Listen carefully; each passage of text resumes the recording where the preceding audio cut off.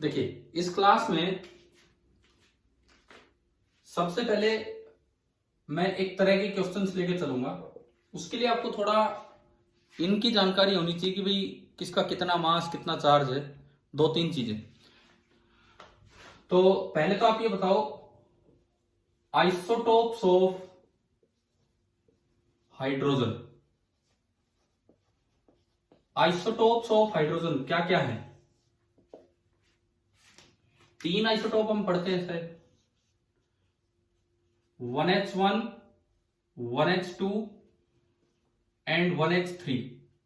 इनके नाम क्या होते हैं? इन अलग अलग एटम्स के क्या नाम हैं? इसको बोलते हैं हम प्रोटियम, इस एटम को ड्यूटेरियम, एंड तीसरा जो थोड़ा अनस्टेबल है दैट इज ट्रिटियम। इस तरह से तीन है। अब बात आती है प्रोटॉन, ड्यूट्रॉन और ट्रिटॉन क्या होते हैं। ये तो एटम्स हैं, ये जो हमने यहां लिखे हैं दीज आर एटम्स। लेकिन अगर आप इनके न्यूक्लियस देखेंगे, अगर आप इनके न्यूक्लियस देखेंगे, प्रोटॉन के न्यूक्लियस, प्रोटियम के न्यूक्लियस को बोलते हैं प्रोटॉन, ड्यूटेरियम के न्यूक्लियस को बोलते हैं ड्यूट्रॉन, एंड ट्रिटियम के न्यूक्लियस को बोला जाता है ट्रिटोन। पहले मैं एक बार एटम की बात करूं, अगर मैं प्रोटॉन के एटम या प्रोटियम एटम की बात करता हूं तो 1H1 मतलब प्रोटियम में एक प्रोटॉन है, 0 न्यूट्रॉन है और 1 इलेक्ट्रॉन है। ये तो देखना आता है ना आपको। 1H2, इसमें 1H2 एक प्रोटॉन है, 2-1 एक न्यूट्रॉन है और एक ही इलेक्ट्रॉन है। 1H3 नंबर ऑफ प्रोटॉन है atomic number 1, number of neutron है mass number minus atomic number 2। मैं लिखता हूं उनके साथ, ये 1 प्रोटॉन, 2 न्यूट्रॉन एंड 1 इलेक्ट्रॉन। तो ये हमने तीनों चीजें देखी। जब आप इनका न्यूक्लियस लेंगे तो वो इलेक्ट्रॉन गायब कर देंगे, यानी कि प्रोटॉन में बस एक प्रोटॉन 0 न्यूट्रॉन, ड्यूट्रॉन में एक प्रोटॉन 1 न्यूट्रॉन, एंड ट्रिटॉन में एक प्रोटॉन एंड 2 न्यूट्रॉन। सिंबल इनके ऊपर लिखे हुए। अब कंपैरिजन में जरूरत पड़ेगी इनके मास और चार्ज की, हमें जरूरत पड़ेगी इनके मासेस की और इनके चार्ज की। सपोज कीजिए मैं इनका मास देखूं, एक प्रोटॉन या एक न्यूट्रॉन का ऑन एन एवरेज मास होता है 1 AMU। पता है ना ये आपको, नियरली 1 AMU मास होता है दोनों का। तो एक प्रोटॉन अगर है 0 न्यूट्रॉन तो मास 1U, U उसका सिंबल है, इसका मास 2U एंड इसका मास 3U। अब मैं चार्ज की बात करता हूं, चार्ज। अब अगर मैं बात करूं चार्ज की तो प्रोटॉन, प्रोटॉन पे चार्ज एक सिंगल E, ड्यूट्रॉन पे एक ही प्रोटॉन है E, ट्रिटॉन में भी एक ही प्रोटॉन है, तो चार्ज तीनों का ही E होगा, E और E। ये इनके चार्जेज हो गए। अच्छा, तीन पार्टिकल तो ये जो कॉमन होते हैं, अभी मैं जिस टाइप के क्वेश्चंस लूंगा उसमें, प्लस इसके अलावा एक दो और भी चीजें जैसे यूज हो जाती हैं। सपोज कीजिए क्वेश्चन में पूछा गया अल्फा पार्टिकल। अल्फा पार्टिकल क्या होता है? हीलियम एटम अगर देखते हैं, हीलियम एज एटम अगर आप देखते हैं तो उसके अंदर 2 प्रोटॉन है, 4-2 2 न्यूट्रॉन है और 2 इलेक्ट्रॉन्स है। लेकिन अगर आप इसका न्यूक्लियस देखते हैं, अगर आप इसका न्यूक्लियस देखते हैं तो उसके अंदर 2 प्रोटॉन होंगे और केवल 2 न्यूट्रॉन होंगे, और इसको ही नाम दे दिया जाता है अल्फा पार्टिकल। तो अगर अल्फा पार्टिकल कहीं आए तो उसका मास कितना लेना होगा AMU में? बताइए यहां से देख के, AMU में कितना मास होगा अल्फा पार्टिकल का? 2 नहीं, 2+2 मास तो सबका है, प्रोटॉन और न्यूट्रॉन, इलेक्ट्रॉन तो इसमें है नहीं, तो 4 AMU। चार्ज कितना होगा इस पे अल्फा पार्टिकल पे? चार्ज 2E, केवल प्रोटॉन्स का है। मैं एक बार क्वेश्चन स्टार्ट करने से पहले थोड़ी सी भूमिका तैयार कर रहा हूं, किस तरह से ये चीजें आगे अप्लाई होंगी। और या मान लो ये तो कॉमन मैंने ले लिया, कोई भी और न्यूक्लियस आ जाए, जैसे लिथियम न्यूक्लियस आ जाए, लिथियम न्यूक्लियस। आप ये बताओ लिथियम के नंबर सही लिखे हैं मैंने? लिथियम न्यूक्लियस, ठीक है। तो अगर इसमें एटम की मैं बात करूं, लिथियम एटम की मैं बात करूं, तो उसके अंदर 3 प्रोटॉन हैं, 4 न्यूट्रॉन्स हैं एंड 3 इलेक्ट्रॉन्स हैं। लेकिन अगर मैं 3 इलेक्ट्रॉन को गायब कर दूं, लिथियम 3 पॉजिटिव, तो ये न्यूक्लियस बन गया। लिथियम 3 पॉजिटिव का मतलब है न्यूक्लियस बन गया। तो इसके अंदर 3 तो प्रोटॉन है और 4 न्यूट्रॉन है। तो आप बताओ इसका मास कितने एएमयू? 7 एएमयू। 7U तो इसका मास हो गया। इस पे चार्ज कितना लेना होगा? 3E। चार्ज लेना होगा 3E। बस इतना भी अगर आपको ये देखना आता है तो कुछ इस तरह के क्वेश्चंस हैं जो कल फॉर्मूले डेराइव किए उन पे बेस्ड होते हैं। तो हम वो स्टार्ट करते हैं शुरू के 5-10 मिनट, ताकि समझ में आए कि कैसे रेडियस, टाइम पीरियड, इन सब चीजों को कंपेयर किया जाता है। जैसे मान लो मैंने किसी क्वेश्चन में आपको यूं दिया कि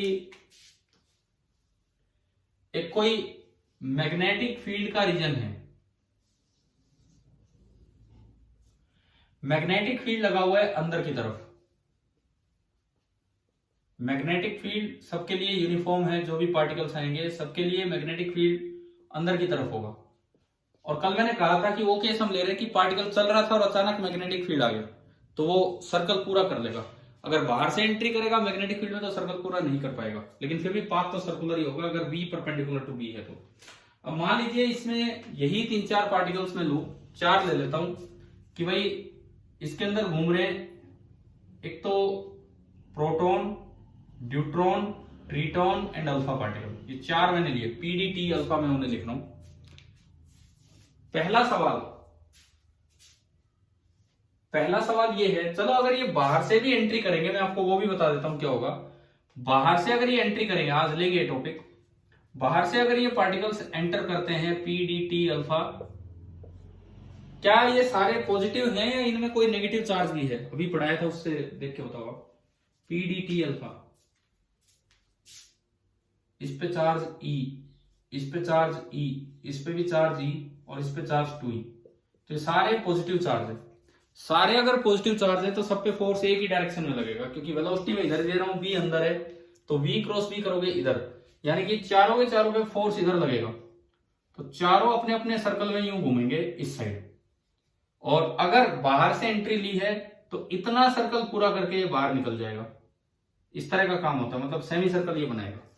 जो भी हो रहा है इस क्वेश्चन में, मुझे कंपेयर करना है इन चारों का रेडियस ऑफ सर्कुलर पाथ और इन चारों का टाइम पीरियड, बस ये मुझे कंपेयर करना है।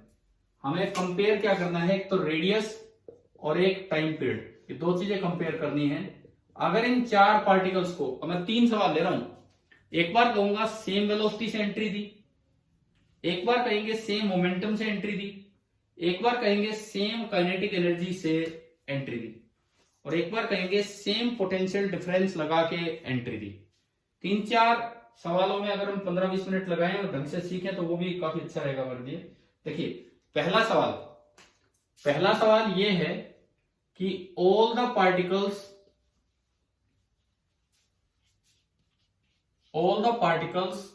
Entered with same speed. All the particles entered with same speed. तो अब आपको रेशियो निकालना है इनके रेडियस का और इनके टाइम पीरियड का, जो भी ये सर्कल में चलेंगे उस दौरान। देखो स्पीड की टर्म्स में, अब मैं रेडियस का फॉर्मूला लूं, स्पीड की टर्म्स में रेडियस का कौन सा फॉर्मूला था जो कल हमने डेराइव किया? उनमें mv/qb। b सबके लिए सेम है और क्वेश्चन में लिख दिया कि they enter with same speed, तो आप v/b को एक कांस्टेंट की तरह देखिए। अगर आप v/b को एक कांस्टेंट की तरह देखेंगे तो r is proportional to m/q।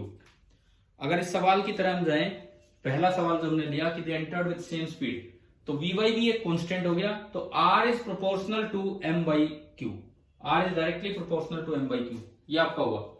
अच्छा, अब m और q आपको लिखने आने चाहिए। 4 पार्टिकल हैं P, D, T, और अल्फा। मैं इधर चारों के एम और क्यू एक बार लिख लेता हूं। पहली बात, मास, प्रोटॉन का 1 AMU, ड्यूट्रॉन का कितना बताइए, अब बोलिए, अभी बताया था 2U, ट्रिटॉन 3U, अल्फा का 4U। आपने मास लिख दिए। अब मैं लिख रहा हूं चार्ज, चार्ज, हाँ जी, प्रोटॉन का E, इसका भी E, इसका भी E, और इसका 2E। अब मुझे देखना है M/Q, क्योंकि R तो इस पे डिपेंड करेगा, तो यहां आप देख लीजिए M/Q। M/Q आपने देखा तो ये बन रहा है 1U/E, ये बन रहा है 2U/E, ये बन रहा है 3U/E, और ये अगेन कट के बनेगा 2U/E। अब मुझे चाहिए रेशियो, R इसके प्रोपोर्शनल है, तो अगर ये 1 है U/E तो सबका कट जाएगा 1 2 3 2। तो मेरे पास पहला आंसर आया कि radius of proton is to radius of neutron is to radius of triton is to radius of alpha particle. उस आखिरी वाले को देख के पता लग रहा है कि 1:2:3:2। बताओ ये क्वेश्चन करना आ गया, किस तरह से करना है? ठीक है। अब बात आती है टाइम पीरियड का भी रेशियो निकालना है, टाइम पीरियड का भी। तो टाइम पीरियड का क्या फॉर्मूला था? टाइम पीरियड का 2πm/QB। क्या ये स्पीड पे डिपेंड करता है टाइम पीरियड? नो, बिल्कुल नहीं करता। तो 2π/B तो एक कांस्टेंट है, एंड आगे आया m/Q, यानी कि फिर वही बात होगी कि time period is proportional to m/Q, और m/Q तो ये था ही, जिसका मतलब टाइम पीरियड का रेशियो भी यही हो जाएगा। Proton, deuteron, triton and alpha particle, इनका रेशियो आया 1:2:3:2। अब बताइए क्या ये क्वेश्चन पहला समझ में आया? जब सारे पार्टिकल्स को सेम स्पीड से एंट्री दी तो क्या हुआ? क्लियर? अब देखो सेकंड, मान लो दूसरे सवाल में ये दे दिया जाए कि all the particles entered with same linear momentum. Suppose ये क्वेश्चन आ जाए कि all the particles entered with same linear momentum, तो अब कौन सा फॉर्मूला यूज करूं मैं कंपेयर करने के लिए? P/QB। तो मैं P/QB करूंगा तो P तो सबका सेम है, B वैसे ही कॉमन है, तो R बराबर आ रहा है 1/Q into P/B। P/B constant है, तो R प्रोपोर्शनल टू आया 1/Q। तो इस बार तो m/Q तक जाने की जरूरत ही नहीं है, सेम क्वेश्चन है, एक स्टेप बस, एक वर्ड हमने चेंज किया, सेम स्पीड की जगह सेम मोमेंटम। तो आपको R देखना होगा केवल 1/Q से। 1/Q से तो आप यहां से देखो, तो ये रेशियो बना 1/E is to 1/E is to 1/E is to 1/2E। E तो सारे कट गए, 1:1:1:1/2। इसको अच्छे से लिखने का तरीका ये होता है कि नीचे जो बचा हो ना उसका एलसीएम लेके आप मल्टीप्लाई कर दो। नीचे ओनली 2 है, बाकी सब में नीचे 1 है, तो एलसीएम 2, तब 2 से पूरे को मल्टीप्लाई कर दो, तो रेशियो आ रहा है 2:2:2:1। बताओ ये आ गया समझ में? अगर सेम मोमेंटम से एंट्री होती तो इस तरह से रेडियस का रेशियो होगा। क्लियर? अब टाइम पीरियड में बताओ कुछ चेंज होगा कि नहीं होगा?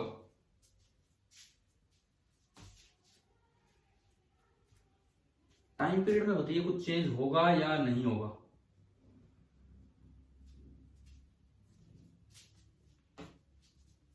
हाँ जी बताओ इसको देख के।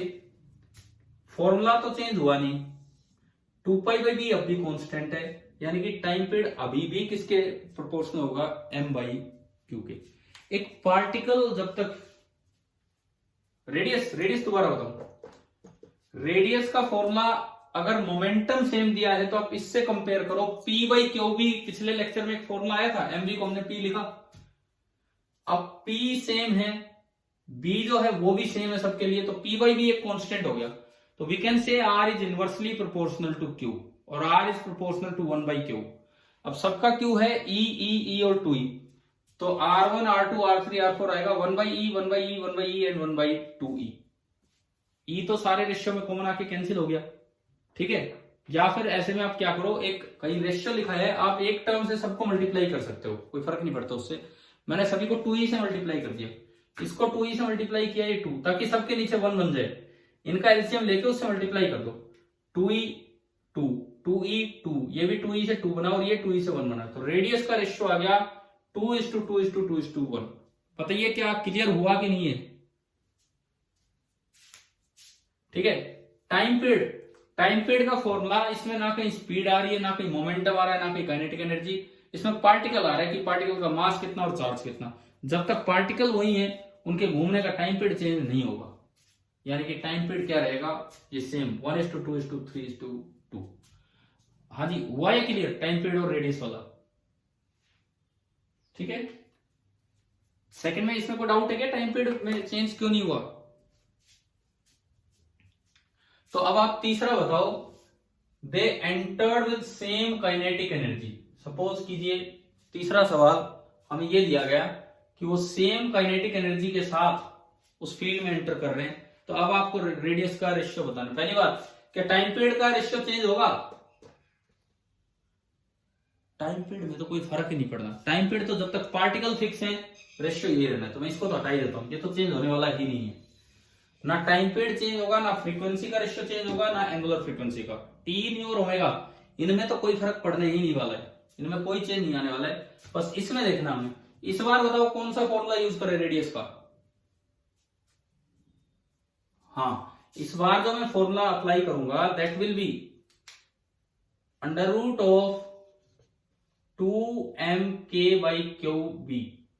अब इसमें अगर आप देखते हो √2 कांस्टेंट है, k सबके लिए सेम है और b सबके लिए सेम है, तो मुझे ये इस तरह से लिखना चाहिए कि r बराबर √2k/b, ये तो पूरा कांस्टेंट है, और इसके अलावा बचा √m/q, यानी कि r is proportional to √m/q।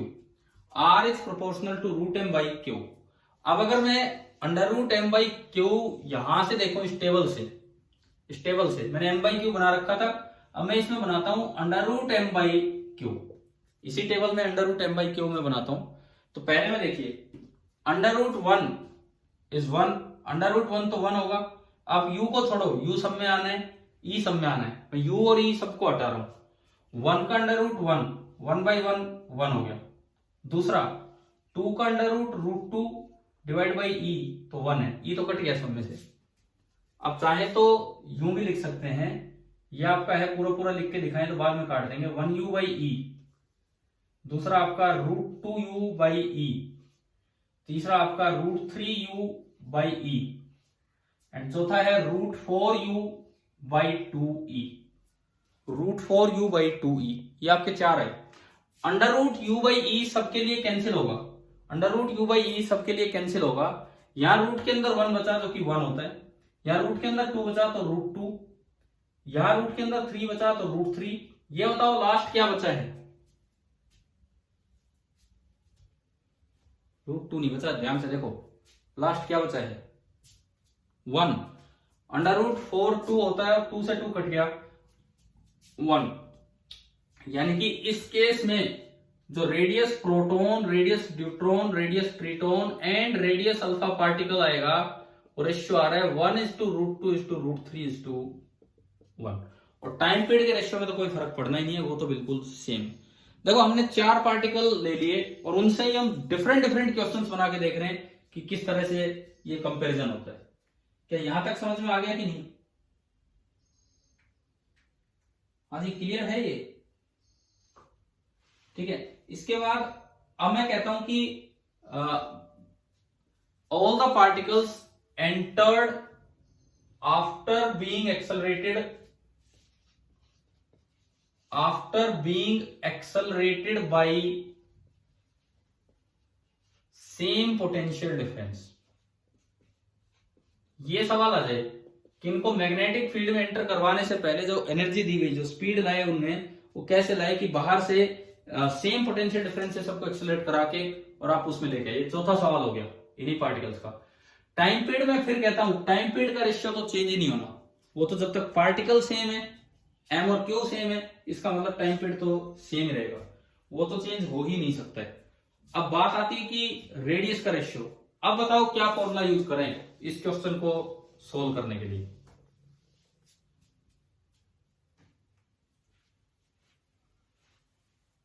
हाँ जी, in terms of potential difference, जब आप किसी क्यू चार्ज को v वोल्ट से एक्सेलरेट करोगे तो वो कितनी काइनेटिक एनर्जी गेन करता है, ये बताओ, बताइए। अगर आप किसी क्यू चार्ज को v वोल्ट से एक्सेलरेट करेंगे तो वो कितनी काइनेटिक एनर्जी गेन करता है। अगर मैं किसी भी क्यू चार्ज को, मान लो ये प्लस ये माइनस, पोटेंशियल डिफरेंस है v, कैपिटल V, यहां से मैं रिलीज करूं इस पॉजिटिव चार्ज को, तो जब ये यहां निकलेगा तो काइनेटिक एनर्जी कितनी गेन कर चुका होगा। इलेक्ट्रोस्टैटिक्स का ये फॉर्मूला, क्या फॉर्मूला था बोलो यार, आप जवाब नहीं दे रहे। क्यू इंटू वी, क्या ये हमने पढ़ा है कि नहीं, अभी तो बोलो। अगर आप क्यू चार्ज को वी वोल्ट से एक्सेलरेट कराते हैं तो जो काइनेटिक एनर्जी गेन करता है वो होती है क्यू इंटू वी, और इसके बाद आगे मैग्नेटिक फील्ड है तो उसमें इसका पाथ सर्कुलर हो जाएगा, वो चीज इधर हो या उधर हो जैसा भी हो। तो ये है ये सवाल।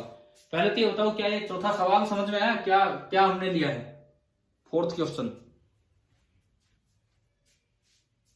क्या हो गया, म्यूट हो गए क्या सारे। अच्छा, तो ये फॉर्मूला ध्यान आना चाहिए था। अब रेडियस का फॉर्मूला बनाओ इसकी टर्म्स में, पोटेंशियल डिफरेंस v की टर्म्स में।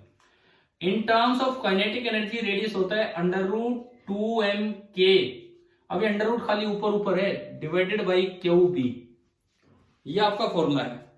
और मैं k को लिख सकता हूं, k को मैं क्या लिख सकता हूं, क्यू इंटू वी, तो ये हो गया under root of 2m q into V divided by Q B, under root of 2m q into V divided by Q B.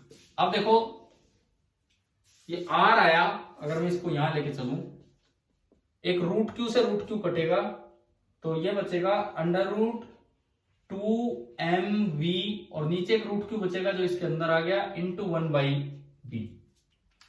अब बताओ इसमें क्या क्या कांस्टेंट है जो पार्टिकल पे डिपेंड नहीं कर रहे, क्या क्या चीजें कांस्टेंट है जो पार्टिकल पे डिपेंड नहीं कर रही है।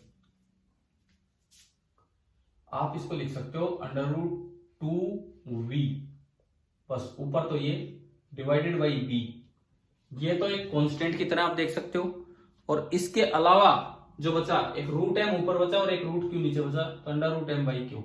अब ये कोई चीज तो कांस्टेंट होगी क्योंकि पोटेंशियल डिफरेंस सेम लगाया, तो इस केस में आ रहा है r is proportional to root of m by Q. पहले आप ये बताओ यहां तक पहुंचना है कि नहीं, किस तरह से, उसके बाद ही तो हम फिर आगे बढ़ पाएंगे। ये आ गया ना सभी को समझ में, ये वाला केस कि इसमें ये बना, तो अब आप root m by root Q बना लो यहां से, यहां से। पिछली बार तो रूट m बाई क्यू था, अब देखो मैं इसमें चेंज करता हूं, मुझे चाहिए पूरे का रूट, इस रेशियो को लाने के लिए पूरे का रूट चाहिए, तो आप इस पे भी पूरे पे रूट दीजिए, इस पे भी पूरे पे रूट दीजिए, इस पे भी पूरे पे रूट दीजिए, और इस पे भी पूरे पे अंडर रूट दीजिए। अब बताओ ये रेशियो कितना आ रहा है, रूट यू और रूट ई को आप कैंसिल कर दीजिए चारों में से। अब बताइए रेशियो कितना आ रहा है इसको देख के। पहली चीज आई 1:2, सेकंड में बताओ क्या बचा, रूट 2, थर्ड में क्या बचा, रूट 3, फोर्थ में क्या बचा, 2 नहीं बचा, ध्यान से देखो ना, 1 कहां बचा, क्या बचा, अंडर रूट 2, अंडर रूट 2, ठीक है। तो जो आखिरी रेशियो आएगा वो ये आया कि radius of proton, radius of deuteron, radius of triton and radius of alpha particle, it is 1:2:3:2 time period में कोई फर्क पड़ने नहीं वाला है, टाइम पीरियड का रेशियो वही रहना है जो पहले था। तो मैंने एक तरह से 4 पार्टिकल्स को लेके 4 अलग अलग क्वेश्चन आपको करवा दिए। क्या समझ में आ गए हैं कि नहीं, कैसे कैसे देखना होता है, क्लियर हो गया अभी सभी को ये। तो आप एक ये बताओ, एक सवाल, बस एक लास्ट सवाल इस तरह का मैं आपसे पूछ रहा हूं। एक तो अल्फा पार्टिकल और एक लिथियम 3 पॉजिटिव, ये दो पार्टिकल्स हैं, एक अल्फा पार्टिकल और एक लिथियम 3 पॉजिटिव, ये दोनों सेम पोटेंशियल डिफरेंस लगा के इनको एक्सेलरेट करवाया और ये सर्कल में घूम रहे एक यूनिफॉर्म फील्ड में, मैग्नेटिक फील्ड में। आप इनका रेडियस कंपेयर करके बता दो कि आर अल्फा और आर लिथियम 3 पॉजिटिव क्या होगा अगर पोटेंशियल डिफरेंस सेम है तो, जिससे इनको एक्सेलरेट किया है।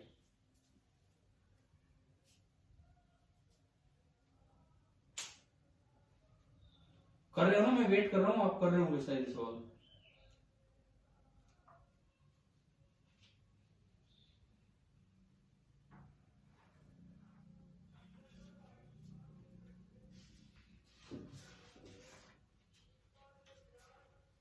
देखते हैं, हमें फिर से वही बात है, अगर पोटेंशियल डिफरेंस सेम है तो R proportional to root M by root Q होगा। ठीक है, ये तो आप याद भी कर सकते हो ये चीज कि अगर पोटेंशियल डिफरेंस सेम है तो ये होगा। देखो आप एक चीज बताओ, अगर स्पीड सेम थी, मैं चारों बातें आपसे पूछ रहा हूं ताकि कुछ याद भी हो। अगर स्पीड सेम थी तो आर प्रोपोर्शनल आया था एम बाई क्यू के, ध्यान है कि नहीं, M B by Q B से। दूसरे में आपने मोमेंटम सेम कर दिया तो आर प्रोपोर्शनल आया 1 बाई क्यू के। तीसरे में आपने काइनेटिक एनर्जी सेम कर दी तो आर प्रोपोर्शनल आया था रूट एम बाई क्यू के। एंड चौथे में पोटेंशियल डिफरेंस सेम कर दिया तो आर प्रोपोर्शनल आ गया under root M by root Q के।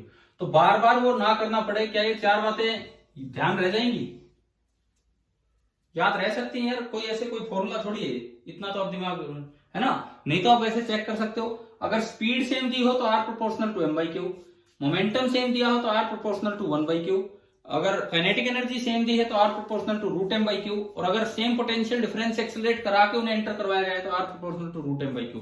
और टाइम पीरियड तो किसी भी केस में प्रोपोर्शनल होगा एम बाई क्यू के, टाइम पीरियड से कोई केस आ जाओ 2 पाई एम बाई क्यू भी। तो ये मैंने एक तरह से रिजल्ट्स को इकट्ठा किया है कि कोई सवाल आ जाए उसके लिए हम ये वाले रिजल्ट्स अप्लाई करेंगे। ठीक है, ये आप ध्यान रखना भाई, क्योंकि थोड़ा सा 1 मिनट तो बचती है हमारी, कोई गलती ना हो उसके इसीलिए हम अप्लाई कर सकते हैं। ये था सेम स्पीड, ये था सेम मोमेंटम, ये थी सेम काइनेटिक एनर्जी, और ये था सेम पोटेंशियल डिफरेंस से एक्सेलरेट करवाएगा। और ये चीज कुछ भी हो जाओ पार्टिकल है तो टाइम पीरियड आएगा। अब मैंने ये क्वेश्चन लिया कि एक अल्फा पार्टिकल है और एक लिथियम 3 प्लस है, एक अल्फा पार्टिकल और एक लिथियम 3 प्लस, और सेम पोटेंशियल डिफरेंस है, तो मुझे ये चाहिए। तो एक तो अल्फा और एक लिथियम 3 प्लस, पहले मैं लिख लूं मास। हाँ जी, अल्फा का मास कितना 4u और लिथियम का 7u, अगर वो लिथियम 7 वाला आइसोटोप है। ठीक है, चार्ज अल्फा पे कितना 2e, और जिसपे ऐसे लिखा है ना, यहां से पता लग जाएगा 3 पॉजिटिव मतलब 3e, 3 नेगेटिव मतलब -3e, यहां से पता लग जाएगा। तो ये आपका 3e। अब मुझे चाहिए root M by root Q, ये वाला। तो आप सबसे पहले यही निकालो, under root of M by Q. तो यहां तो बनता है under root of 4u by 2e, 4u by 2e, और यहां बनता है under root of 7u by 3e। अब देखो ये रेशियो देखें, तो ये 2 से 4 गया तो ये तो √2 बचा, u बाई e कैंसिल हो गया, ये तो √2 बचा, और यहां बचेगा √7 बाई √3, यहां बचेगा √7 बाई √3। अब √3 से आप मल्टीप्लाई कर दो, जो भी नीचे एलसीएम हो, इसके नीचे 1 है उसमें √3 से आप मल्टीप्लाई कर दो तो आंसर आएगा √6 इज टू अंडर √7। यानी कि इस सवाल में radius of alpha particle upon radius of lithium 3 positive वो आएगा अंडर √6 अपॉन अंडर √7। क्या ये आ गया था आपका आंसर √6 अपॉन √7? कोई नहीं, वैसे आ गया था, लेकिन ऑप्शंस जो मिलते हैं ना 4, वो ऐसे नहीं देते हैं। अक्सर वो उसको मल्टीप्लाई करके तब दे देते हैं। तो ये लास्ट स्टेप है, वो भी सही था आपका, लेकिन ये भी कर लेना चाहिए। चलो अभी ये, और अगर इनके टाइम पीरियड का रेशियो पूछा जाता तो, अगर इनके टाइम पीरियड का रेशियो, तो आपको केवल क्या निकालना था, m by Q. m by Q इसमें तो है 4/2 2। तो अगर time period of alpha is to time period of lithium 3 positive पूछा जाए, तो m by Q 4/2 2 is to 7/3, 2 is to 7/3। इसमें बताओ, सही करके बताओ कैसे लिखें इसको, कितना है रेशियो। हाँ 6:7, मतलब वो अंडर रूट हट गया उसपे से। तो एक तरह के क्वेश्चंस तो हमें सॉल्व करने आ गए हैं शायद, कि इस तरह की कई चीजें पूछी जाए तो हम ये कंपैरिजन कर दिया करें। ठीक है, अब मैं वो चीज सिखाता हूं कि अगर पार्शियली फील्ड प्रेजेंट है, जैसा कि हो रहा है, बाहर से एंट्री है, तो कितना पार्ट सर्कुलर पाथ का पूरा हो पाएगा, कितना नहीं आ पाएगा, ये सब। मतलब वेलोसिटी परपेंडिकुलर टू बी है, but entry from outside, velocity perpendicular to B है बट एंट्री बाहर से हो रही है, एंट्री फ्रॉम आउटसाइड, ये है। इसमें क्या होगा कि जैसे मान लो आपको रीजन बांट लो भाई, इससे इधर फील्ड है और इससे उधर फील्ड नहीं है। सपोज मैं यूं बनाऊं, ये बाउंड्री लाइन है, इससे इधर बी 0 है और इससे इधर B non zero and uniform है। इससे इधर जो बी है that is non zero and uniform, इस तरह का है। अब देखिए, बाहर से एंट्री लोगे और आप ये सर्कल पूरा करना चाह रहे हो, चलो मैं जिस तरह से अभी ले रहे थे मैं उस तरह दिखा देता हूं। ये है, यहां भी 0 है और ऊपर भी नॉन जीरो एंड यूनिफॉर्म है। आप उसकी डायरेक्शन कुछ भी मान सकते हो। जैसे मैंने कहा कि अंदर की तरफ है, इस इलाके में बी अंदर की तरफ है और यहां तो बी है ही नहीं, ये मैग्नेटिक फील्ड की डायरेक्शन है। अब देखो, सबसे पहली बात, आप अगर यहां से एंट्री लेते हो यूं, ये चार्ज एम है ना, चार्ज क्या हुआ, मास एम है, चार्ज पॉजिटिव मान लो, v स्पीड से एंट्री ली, तो बताओ एंटर करते समय इस पे फोर्स किधर लगेगा। हाँ ठीक है, left side v cross b।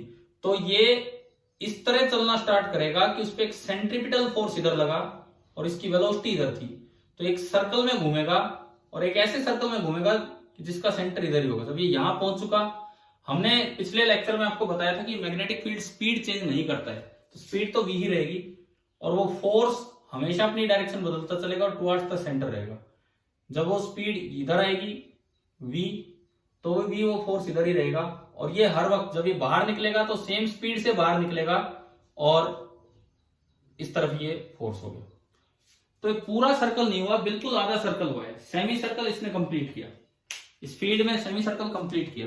अब आप 3-4 चीजों के जवाब दीजिए। पहली बात, रेडियस बताओ इस सेमी सर्कल का कितना है, इस सेमी सर्कल का रेडियस कितना है, जो जो चीजें बोर्ड पे लिखी है उसकी टर्म्स में बताओ। सीधा फॉर्मूला है रेडियस का, वही अब भी वैलिड होगा चाहे सर्कल पूरा हुआ हो या ना हुआ हो। क्या होगा radius, M V by Q B, बिल्कुल सही है, रेडियस होगा M V by Q B, चाहे वो सर्कल पूरा हो या ना हो, तो अभी भी यही रहना है। अगली चीज, time spent in the field. अब पूरा सर्कल तो हुआ नहीं कि जो मैं 2πm/क्यू बी लिख दूं, time spent in the field कितना है, कि पार्टिकल कितनी देर फील्ड में रहा, बताओ। हाँ सही है, लेकिन कैसे, πm/क्यू बी आपने ऐसे कैसे लगा दिया यूनिटरी मेथड। इन्होंने यूं जवाब दे दिया भाई पूरा होता तो 2πm/क्यू बी, तो आधा हुआ तो πm/क्यू बी। ये कैसे लगाया यूनिटरी मेथड, ये ऐसे लगाया क्योंकि मैग्नेटिक फील्ड में कभी भी पार्टिकल की स्पीड चेंज नहीं होती। मैग्नेटिक फील्ड में कभी भी किसी पार्टिकल की स्पीड चेंज नहीं होगी, और स्पीड चेंज नहीं होगी तो ये यूनिफॉर्म सर्कुलर पाथ है, और यूनिफॉर्म सर्कुलर पाथ में टाइम निकालने के लिए आप यूनिटरी मेथड लगा सकते हैं कि इतनी देर में इतना, तो आधा उससे आधे टाइम में। Time spend in the field ये आ गया। अब आप बताओ डिस्प्लेसमेंट कितना हुआ पार्टिकल का, डिस्प्लेसमेंट फील्ड के अंदर, फील्ड के अंदर डिस्प्लेसमेंट कितना होगा? 2r। ये यहां से और यहां तक ये है डिस्प्लेसमेंट 2r। अब आप बताएं डिस्टेंस कवर्ड कितना है फील्ड के अंदर? पार्टिकल ने फील्ड के अंदर कितना डिस्टेंस कवर किया? ये हाफ पाई आर स्क्वायर कोई डिस्टेंस है क्या? ही पाई आर। पूरा सर्कल होता तो 2 पाई आर, तो अभी आधा है तो पाई आर। अब एक इंपॉर्टेंट बात आप यहां समझिए जो मैं बता रहा हूं, सर्कल था तो आपने बता दिया पाई आर, क्योंकि हमें पता है कि पूरे सर्कल का 2 पाई आर तो आधे का पाई आर। अगर और भी कोई शेप होती तो भी ये डिस्टेंस निकालना आसान था डिस्प्लेसमेंट से। बच्चे कई बार सोचते हैं कि डिस्प्लेसमेंट निकालना आसान होता है, डिस्टेंस में तो गड़बड़ हो जाएगी अगर सर्कल ना हो। डिस्टेंस निकालना ज्यादा आसान है। कैसे? जब स्पीड सेम रहती है, जब स्पीड सेम रहती है मैग्नेटिक फील्ड में, तो जो डिस्टेंस होगा that is directly given by speed into time spent in the field. आपको कोई शेप पे ध्यान देने की जरूरत ही नहीं है कि वो सर्कल है, सेमी सर्कल है, क्या है। अगर स्पीड सेम है तो जो डिस्टेंस कवर्ड है वो स्पीड इनटू टाइम होगा। अब इसमें देखो स्पीड इसकी v है, कितनी देर ये फील्ड में रहा है, कितनी देर ये फील्ड में रहा है, pi M by Q B. तो v into pi M by Q B, यह आ गया pi into M V by Q B, pi into M V by Q B. और अगर आप आर की वैल्यू पुट करोगे तो वहां भी आएगा pi into M V by Q B. देखो ये पॉइंट मैंने आपको इसलिए बताया है, किसी ने भी इस तरीके से नहीं सोचा था। हर बच्चे ने ये सोचा था अगर जवाब आ रहा था कि सेमी सर्कल है तो आधी लेंथ। कल को अगर एग्जाम में मैग्नेटिक फील्ड में कोई और पाथ आ जाए, हेलिकल पाथ आ जाए, कुछ भी अलग सा पाथ आ जाए जिसमें आप यूं गिन के ना बता सके मेजर करके, तो आपको डिस्टेंस निकालना आसान रहेगा डिस्प्लेसमेंट के मुकाबले। सीधा फॉर्मूला है स्पीड इनटू टाइम, क्योंकि स्पीड मैग्नेटिक फील्ड में चेंज नहीं होती। चलो ये सेमी सर्कल वाला केस तो आ गया ना समझ में, ठीक है। अब देखो इसके बाद सुनो, अगर मान लो मेरा सवाल है क्या ये सर्कल पूरा कर सकता है? एक यूनिफॉर्म मैग्नेटिक फील्ड में बाहर से किसी पार्टिकल ने एंट्री ली है, तो क्या वो अपना सर्कल पूरा कर सकता है या नहीं, ये बताइए आप। कोई भी चांस हो सर्कल पूरा करने का ना? देखते हैं, देखते हैं, एक बार ट्राई करते हैं यहां पे, इसका सर्कल पूरा करवा के ही देखते हैं। देखो ये आपकी वो बाउंड्री लाइन है, इससे ऊपर बी इधर है, हमने यूं किया तो ये यूं आ गया। सपोज कीजिए मैं यूं किसी एंगल पे एंट्री दूं, यूं किसी एंगल पे मैंने एंट्री दी। अब बताओ इसका सेंटर ऑफ द सर्कल किधर लाई करेगा? इस पे फोर्स देखो v क्रॉस b से, क्यों पॉजिटिव है, v क्रॉस b करेंगे, v आगे b अंदर, तो v क्रॉस b नीचे आ रहा है। v क्रॉस b नीचे आने का मतलब है कि इस पे फोर्स इधर लगेगा। फोर्स लगता है towards the centre of the circle, यानी कि सेंटर ऑफ द सर्कल नीचे है, तो ये तो थोड़ा सा ही सर्कल पूरा कर पाएगा और फिर ऐसे बाहर निकल जाएगा। जब बाहर निकलेगा उस वक्त भी force towards the centre of the circle ही लग रहा होगा। क्या ये समझ में आया? अगर आपने इस फील्ड में यू एंट्री की बजाय यू एंट्री कर दी, क्या ये परपेंडिकुलर एंट्री है कि नहीं? अब बताओ पहले तो इस बात का जवाब दो, क्या इस तरह की एंट्री फील्ड में परपेंडिकुलर एंट्री है या नहीं? अरे बिल्कुल है। अगर परपेंडिकुलर एंट्री नहीं होगी तो फिर ये सर्कल कहां से आएगा? सर्कल तो बनता ही परपेंडिकुलर एंट्री में। क्यों नहीं है परपेंडिकुलर एंट्री बताओ? आप यूं जा रहे हो, v इधर, b किधर है, b किधर है, b किधर है, अंदर। तो b अंदर लेने का फायदा ये है, आप कैसे भी देख लो, बोर्ड के प्लेन में देखोगे v और बोर्ड के परपेंडिकुलर है v, तो हर वक्त एंट्री जो रहेगी वो v की b के परपेंडिकुलर ही रहेगी, चाहे आप इस लाइन के v को परपेंडिकुलर रखो या ना रखो। क्या ये बात क्लियर होगी है कि नहीं? ठीक है, परपेंडिकुलर एंट्री है तभी पाथ सर्कुलर होगा, लेकिन इस लाइन के परपेंडिकुलर है नहीं है वो इमेटीरियल है, उस पर डिपेंड नहीं करती बात। तो हमने थोड़ा सा इसको इस डिस्क्रिमिनेटिंग लाइन से इधर किया तो पता लगे तो सर्कल छोटा ही हो गया, कोई फायदा नहीं हुआ। मुझे सर्कल बड़ा करना है, मैं सर्कल पूरा करवाना चाह रहा हूं, सर्कल में इसका पूरा करवाना चाहता हूं। तो देखिए फिर से डिस्क्रिमिनेटिंग लाइन है। अब मैंने उधर की तरफ इस पॉजिटिव चार्ज को फेंक के देखा v स्पीड से m, q। अब बताओ इसका सेंटर ऑफ द सर्कल किधर होगा? वी क्रॉस बी करके, वी क्रॉस बी, वी आगे बी अंदर, तो वी क्रॉस बी इधर, यानी कि अब जो सेंटर है वो इधर होगा। तो अब तो सर्कल का सेंटर यहाँ कहीं ऊपर है, तो ये तो एक बड़ा राउंड लगा के आएगा, एक बड़ा राउंड लगा के आएगा और यहां तक आते आते यूं निकलेगा बाहर। बड़ा सिमेट्रिकल से आउटकम होता है इसका बाहर निकलते वक्त, और ये फोर्स इस तरह लगेगा जैसे ये आ गया समझ में कैसा बात होगा इस बार। है तो सर्कल ही, है तो सर्कल ही, पिछली बार से बड़ा हुआ।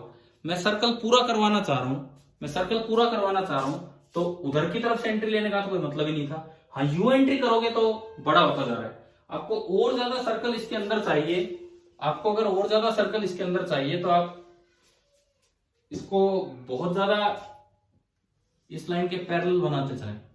सपोज कीजिए मैंने बिल्कुल यूं कर दिया बहुत छोटे से एंगल पे, तो ये एक बड़ा सर्कल इसके अंदर लेके और यूं बाहर निकल आएगा। समझ में आया किस तरह का काम हो रहा है? अब मेरा सवाल था क्या ये सर्कल कंप्लीट हो पाएगा या नहीं। मैं इस एंगल को जितना छोटा करता जाऊंगा, जितना छोटा सर्कल उतना क्यों नहीं हो पाएगा। मैं इसको बहुत छोटा कर दूं तब भी नहीं होगा, बहुत छोटा कर दिया मैंने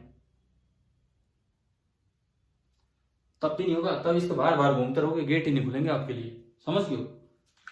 अगर थोड़ा भी एंगल रखा, थोड़ा भी एंगल रखा तो उतनी सी कमी रह जाएगी लास्ट में। जितना आप एंगल रखोगे उतनी सी कमी रह जाएगी सर्कल पूरा होने में। और अगर बिल्कुल ही जीरो कर दिया तो आपको एंट्री नहीं मिलेगी, आप चलते रहो इसके पैरेलल, एंट्री नहीं मिलेगी। तो इसका मतलब ये रिजल्ट भी आप याद रखें कि अगर यूनिफॉर्म मैग्नेटिक फील्ड में कोई पार्टिकल बाहर से एंट्री लेता है तो कभी भी वो अपना सर्कल कंप्लीट नहीं कर पाएगा। कितना ही मैक्सिमम से मैक्सिमम पार्ट कर लेगा लेकिन पूरा सर्कल कभी नहीं कर पाएगा। क्लियर हो गया यहां तक? ठीक है, समझ में आया ना? अब मैं एक क्वेश्चन इसमें पार्शियल फील्ड पे क्वेश्चन लेता हूं। देखिए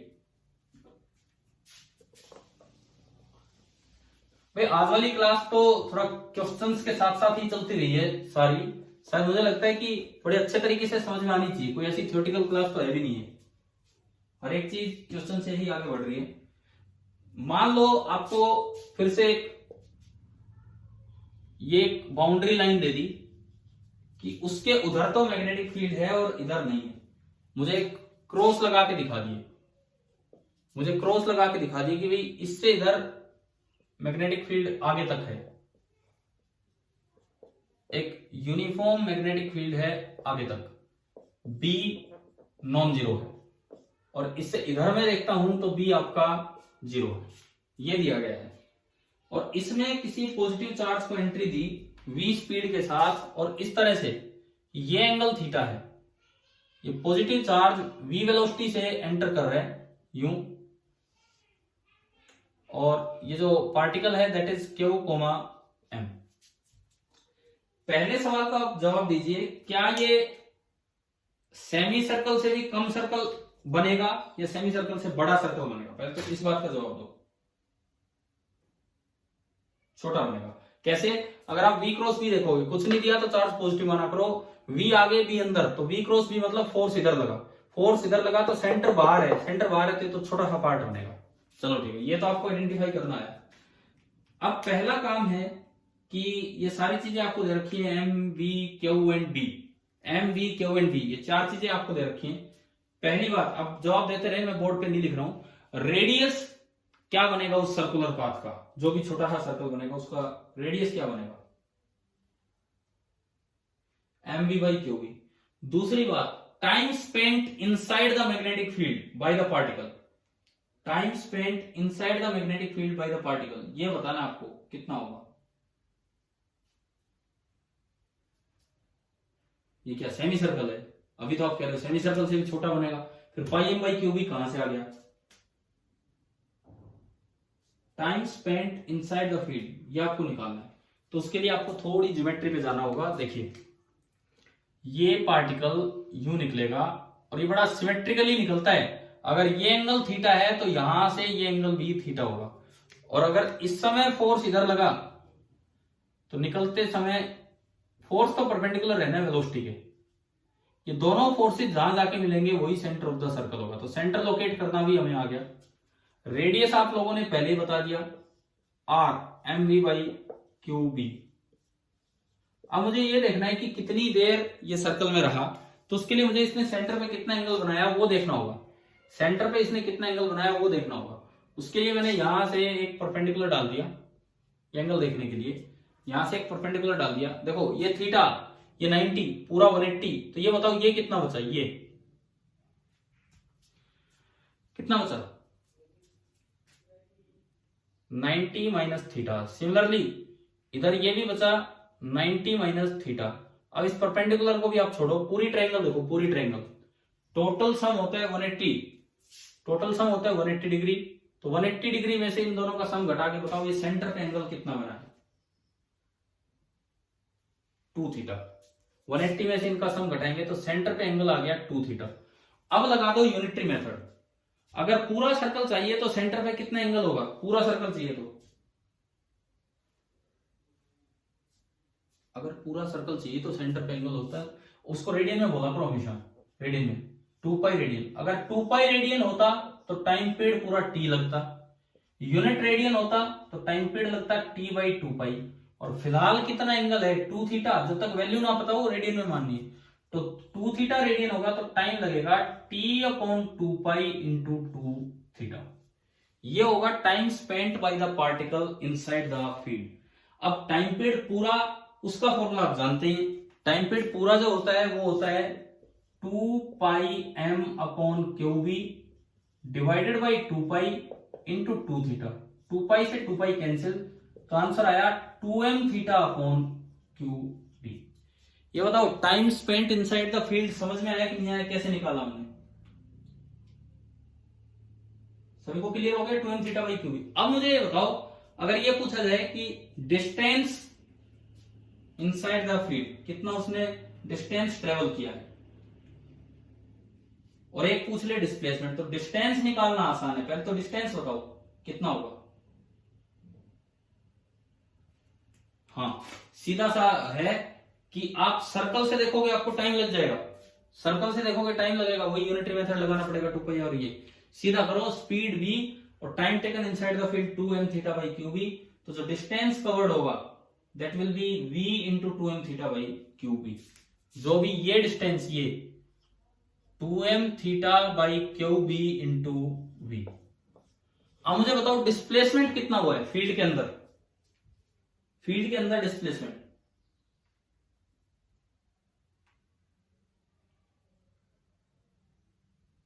हाँ जी फील्ड के अंदर डिस्प्लेसमेंट। भाई ये तो दिख रहा है ना आपको कि ये हुआ है डिस्प्लेसमेंट,